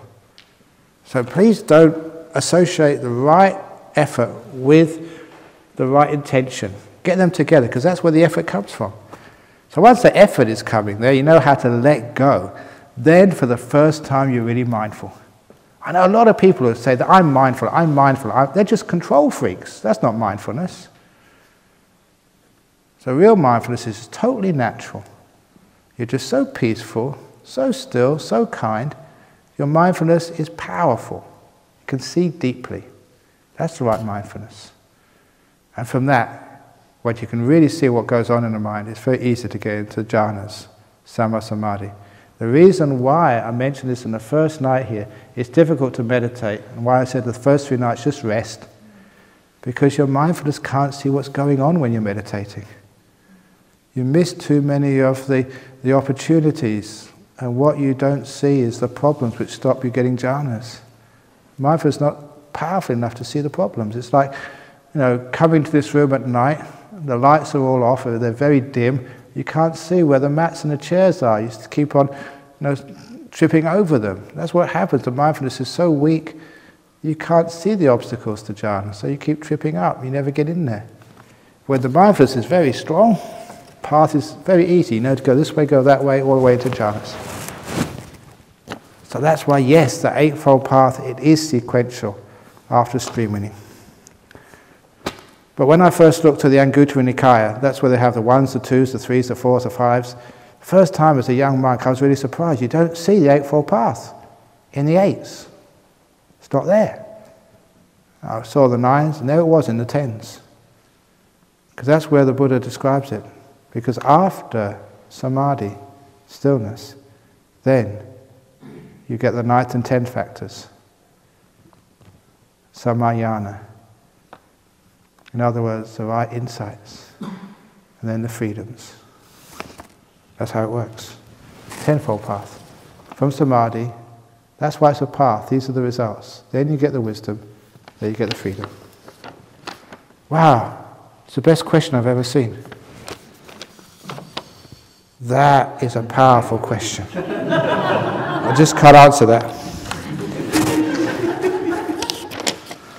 Do you always get deep meditations when you just do it up to 30 minutes? Depends. Because it's cause and effect. If you've been doing lots of meditation before, 30 minutes, yes, you can get into deep meditation. But if you haven't been doing deep meditation, it takes a longer time. How long does it take when you put on the brakes to stop? If you've been driving a bicycle, you can actually stop pretty immediately. But if you've been driving one of these huge trains you see in Australia with all this iron ore in it, they put on the brakes, it's a couple of kilometers before they can stop. It's so heavy and so fast, so much momentum. So it really depends on how much momentum, how fast and furious your mind's been going. If it's been going very, very peacefully, then it's easy to stop. So you get into meditation very quickly. Is jhana the only way for enlightenment? cannot achieve it by the four ways of mindfulness. The four ways of mindfulness include the jhanas. They lead to the jhanas, for goodness sake. Why do you separate those? Look, Anapanasati, said the Buddha, fulfills the four satipatthanas. And Anapanasati, the 12th factor, is jhanas. Sorry, not the, the 12th is jhanas. Vimochayang Chitang. Vimochayang, Vimutti, the freedom, the 8 Vimokas, that is jhana. That 12th factor of Anapanasati is jhana, so that's part of the satipatthanas. You can't sort of separate them. Somehow or other, someone has taken the satipatthanas and said that's vipassana. And that is a myth. You can't just steal them and say this belongs to vipassana. It's like kidnap them and divorce them from samadhi. So no, you have to get jhana to become enlightened. The Buddha said that. I can show you where he said it if you really don't believe me. If the breath disappears, the breath is really gone, or is it still there? How can the body get the oxygen?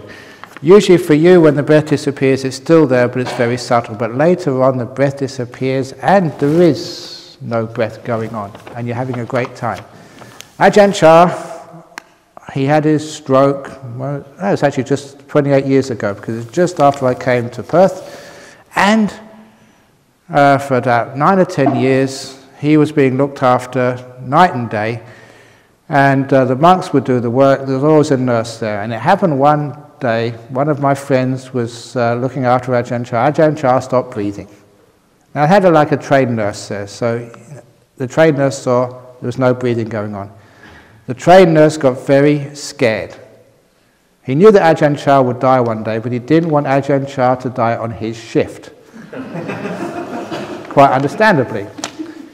So he wanted to do something, and the monk said, no, stop it, he's just practicing jhanas. It was actually one very clear sign that Ajahn Chah was perfectly aware inside, but just couldn't speak. So the nurse said, no, I've got to do something. The monk said, no way, keep your hands off. And they had this argument, they came to this compromise. And the compromise was the male nurse would take blood samples every few minutes, because he could see if the blood was oxygenated or not. That's the only thing he was concerned about. As long as the blood was oxygenated, there'd be no brain damage. So that's what they did. With Ajahn Chah not breathing at all, they took the blood samples, and the blood was always perfectly oxygenated for the next 2 or 3 hours. So it was an amazing little thing there. Because it wasn't done under sort of proper supervision, you can't actually write an article about that in a medical journal, but that was what happened. Wasn't breathing, but the blood was always oxygenated. It was still going around, the heart was pumping. And the one reason is because it was hardly using any oxygen at all. It's totally still. So they didn't really need much to go in and go out. So actually in the 4th jhana, you don't even breathe, and you're perfectly healthy. I have a new female boss who is very narcissistic and self-serving. How can I deal with the situation skillfully and not get depressed? Train her like you train husbands. Get some fish from the shop and throw a few at her. It's 9:40. Is that too late? Because we've still got some questions left. Who thinks we should all go to bed now? Put your hand up. Who thinks we should still answer the rest of the questions? Put your hand up. Okay, you asked for it. What were the circumstances around Ajahn Chah's death? How did you deal with the death of a loved one? I've already mentioned that he had a stroke. One of the reasons was he was working too hard. I saw that because I was there at the time. What he was doing is getting up early in the morning, he'd go on alms round, and from the time he came back from alms round, actually even beforehand, people would come and ask him questions. And then go on alms round, and then people would come and feed him, but they don't just feed you, they want to ask questions about you afterwards. That's why I like it being on retreat, because I have my meal, then I go and hide. I can never do that in Serpentine, in the Bodhinyana monastery, because as soon as I have my meal, everyone's coming up, they want to talk about this and ask questions about their schizophrenic son or about their cancers and stuff like that. So, sometimes you get very tired. And Ajahn Chah would go like this all day. And when the lay people left, about 5 or 6 o'clock, then the monks would come in to ask their questions till 11 or 12 o'clock. And that poor monk sort of hardly had any free time at all. He just got burnt out. And that was the reason why Ajahn Chah died. I don't mind saying that, I was there at the time. Just no time to rest. Please never do that to your monks or nuns. Yeah, I mean, you do need to ask your questions, but remember, how many of you are there, and how many of us? So be careful, otherwise your monks and nuns will all die. Are you saying you don't want to finish the basket? No, I'm fine. I know actually I do that. If I'm really tired, I just say that I'm having enough and I go. So I'm pretty good about that. So how do you deal with the death of a loved one? The concert. I mean, it wasn't yours. It's not your mother, your father. It wasn't your wife, nor your husband, nor your child, nor your brother, nor your sister. When you say, my son, my sister, that is the problem. So take that off, and it's very easy to deal with the death of somebody. It's what happens. They come into your life, they go away again. If it's mine, that's when you get sad. You don't own them, for goodness sake. Stop being so possessive. Are awareness and consciousness the same thing? Awareness you might call mind consciousness. During a meditation it felt like there were two separate things and that awareness was bigger and what let me experience or know consciousness. Fair enough, I agree with that. If so, and awareness is the foundation for consciousness, would awareness then be akin to the knower? Fine. Or have I got it all muddled and need to come back on retreat? No, you can go and never come back again. No, you can come back again. But perfect, well done, you understand it well. Can people stop enforcing their vegetarian views on others, please? If the Buddha didn't do it or allow it, we shouldn't either. That extends to any belief or rituals, thank you. It's very good we never enforce any views on anybody. So let people make their own decisions and considerations on all these things. Thanks to the nuns to answer the questions last night. I feel so happy and content to have them around. Yeah, isn't it nice? You know, a lot of times people, especially in the West, but also, you know, educated people in Vietnam. Actually, Vietnam, you've been way ahead of other people. You've had Buddhist nuns for such a long time. But many people, say in Australia, they saw these monks. They were so proud to have, like, you know, Western monks. But then, where the hell are the nuns? And it's nice to have a religion where we do have some equity. You know, you do have monks and nuns. Unfortunately, you know, in sort of some religions, in Islam, no equity at all. Judaism, there's no female rabbis. Catholicism, all men again. You know, it really sucks that the men in Catholicism tell the women not to have abortions and not to use contraception. What the hell do men know about abortion? And they sort of make women feel guilty. The Pope has never been pregnant.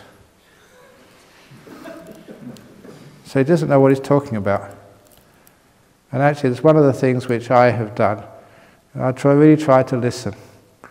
And when women come up and talk about abortion, I realise how little I can understand of what they've gone through. But what I do understand is one of the toughest decisions, probably the toughest decision a woman will ever make. And I can't see any woman making that decision lightly. And so as a man, as a teacher, whichever way they go, I will never, ever criticize. My job will be to stop you feeling guilty and to support you whichever way you decide. That's the job of a man. To support a decision they will never be able to comprehend. And whichever way they decide, the toughest decision of a woman's life, to be there for her afterwards, to actually support. So that's compassion anyway. So the nun's great. So I feel so happy and content to have them around, so do I. Could you please let me know, is the Ajahn Wayama's health, will she ever give another Dhamma talk? I think her health is, the last I heard, went to see her, it's stabilized, but it's still sort of, you know, it's not like she used to be. So she still has the cerebral problems. So has good days, has bad days. And so that's why it's very difficult to actually to schedule her to give a talk, say, on a Friday night. She doesn't know whether she'll be able to do it. Some days she probably would be able to, on her good days. Now maybe a short talk, not too long, which tires her out, and then she starts slurring her words. She thinks clearly, but it doesn't come out of the mouth the way she wants it to. That's the problem with cerebral degeneration. There's a disconnect between what you think you're saying and what actually comes out of the mouth. So that's why we don't really want to put any pressure on her. But she does still receive visitors and gives sort of answer questions on Dhamma. But I don't think she'll ever give like a public talk like she did before. What can I do to train myself to be more compassionate? Get yourself a little rabbit, like Danny has. Or a little kitten, or a little puppy, and hold it. Nice puppy, nice kitten, nice rabbit. That's actually why we have cats over at Bodhinyana Monastery, because it does help the monks become compassionate. Dear Ajahn, could you please talk a bit about sense restraint and the importance of it? It seems to me that the world and my thoughts catch are ever and over and over again. It's hard to come inside. Okay. Yeah, I've mentioned sense restraint already. In other words, one of the great ways of sense restraint, don't talk so much, because talking takes you outside. Don't look around so much. Keep your eyes down. And wear earplugs. Can you please explain the procedure for coming on a self-retreat? I've done that one already. As there is no self, does this mean there is no such thing as self-worth, self-confidence, self-acceptance? Is this also a part of the delusion of a self? Exactly. So, self-worth to a lay person, yes. But after a while, there's no one in here. You're so free, because self-worth, yeah, you've got to build yourself up, but will you ever be perfect? And sometimes, okay, you feel good about yourself, but then you want to be better, and then better and better and better. You always got to increase your personal best. You come on a retreat and you want to do better than you did last time. That's why many people get frustrated, because they never make any progress. Who's making any progress? It's just this self-business again. Get it in your head, there's no one in here, so there's no progress. Who's making progress anyway? No one. So you don't have to try anymore. Oh, what bliss. I don't have to try. Oh, that beautiful statue in Buddhadasa's monastery, which Ajahn Chah liked. This monk, enlightened monk, putting his hands up. Oh, what bliss to know there's no happiness in the world. It's brilliant, because you're seeking happiness. You seek happiness. Sometimes happiness, in a nice relationship, happiness in wealth, happiness in good health, happiness in jhanas, happiness in getting enlightened. It's all seeking for happiness. Happiness, joy at last, to know there's no happiness in the world. So you stop seeking. Now you know what happiness is. Happiness is not seeking anything. The end of craving. Or, now tomorrow morning I'll tell the story of the wishing game. This explains what Nibbana is. We've got 2 questions to go. We might finish before 10 o'clock. Why do you put so much emphasis on making peace, being kind, being gentle and kind? Thanks. I put so much emphasis on that because I like peace. I like gentleness. And I like my 3 most favourite things. So the reason is because it works. It gets to the heart, your intention, where everything comes from. If you make peace, be kind, be gentle, you're on the path to Nibbana. If you make war, aggressive, you fight, you're on the path to the hell realms. Last question. Yes, it is. Oh no, I've got some jokes here to finish off with. What does it mean to give someone a blessing? Thank you. I don't know, I've been doing this all these years. What does it really mean? It makes them happy. So sometimes they ask for blessing. I say, don't be ridiculous, you're superstitious. All this blessing business. Does that really work? All this holy water business, peed on snakes, give them holy water, Ajahn try spit it on things. Does that really work? So does all these blessings, does it work? It does work. It works. It gets you out of my hair. You go away, I've given you the blessing, you don't worry me anymore. No, I say, oh, come on, give us a blessing, we want a blessing. So, okay. So I've got a choice, give a blessing or argue with you. There's only one person who can give you a blessing, and that's yourself. So just relying on other monks to give you a blessing, yeah, we can do that for you, but really it's yourself which is the most important. And actually that blessing which we give during the lunch period, that is just acknowledging the fact that people have come all this way to feed us. And that's really amazing. For this retreat, so many people have come. They don't get paid for this. Any donations or money you put, that doesn't go to these people who come all this way. They do this out of their own kindness. They want to support you so you can meditate here. It's amazing, isn't it? They're actually feeding you just for the joy of giving a possibility for you to meditate with a nice full stomach.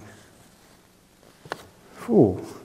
The blessing is acknowledging just how wonderful that is, to give a gift expecting nothing back in return. A huge gift. Basically the whole day they get up early in the morning and they don't just make ordinary food, they try and do the very best. Get up really early in the morning, they come all this way, over an hour from where they live, in their cars, make the food, and they wash up for you afterwards. It's amazing, isn't it? And then they go all the way back again. That's why you give the blessing. It's just acknowledging an amazing thing. Okay, now we have... Do you want to read this out? Because I saw you writing this. This nudge joke. Here we go. So, to show that it's... Oh, come on. It's equity, just... Not letting so the nuns tell bad jokes, I tell bad jokes, so it's equal. Okay, here we go. Here we go, jokes. Meditator couldn't find breath. Where are you? He said breathlessly. After a long pause, Breath answered, in the breezeway. What are you doing out there? Meditator blustered. Getting some air, came the cool reply. Meditator then saw his mistake. I've been ignoring you lately, chasing after thoughts. I'm sorry, and maybe I've been a little bossy. A little bossy? Breath sniffed airily. Okay, dictatorial. That's right, Breath vented. Look, come back with me and I'll put you first, Meditator promised. Okay, said Breath with a sigh, but only if you use the mantra. So they got back together, breathing in, shut, breathing out, up. Later, again Breath disappeared. Breath, where are you? It's not time yet for you to disappear. I'm sorry, said Breath. I got a little winded. You see, nuns tell bad jokes the same as monks. It's just what happens when you put on Brahm. I got a little winded. Please don't think me to be airy-fairy. I expect better than this from you, said the meditator. No, said the Breath. No expectations. They ruin everything. Don't hold your breath. Let go and go with the flow. So they continued with new respiration. Later on, inspiration, same thing. At last it was time for Breath to disappear, but it didn't. Breath, why are you still here? You're supposed to vanish. Look, said Breath, I'm not a magician. If you think it's so easy to disappear, you do it. Okay, said Meditator, who was actually quite skilled. And he did. Meditator vanished. Well, I'm blown away, said Breath. And it was. Meditator was laughing at Ajahn Brahm's joke. With each laugh he expelled a puff of air. Breath, also laughing, said, that Ajahn Brahm really breaks me up. Okay, with that, we've finished all the questions. Every question which you've written has been answered. Maybe sort of not to your satisfaction, but that's all you're getting. So hopefully you've got lots and lots of wisdoms. All the questions have been answered, so you must be enlightened now. If you're not, have a nice rest and give up. So remember the announcement at 7:50 tomorrow morning is a meeting in the dining room with Bianca.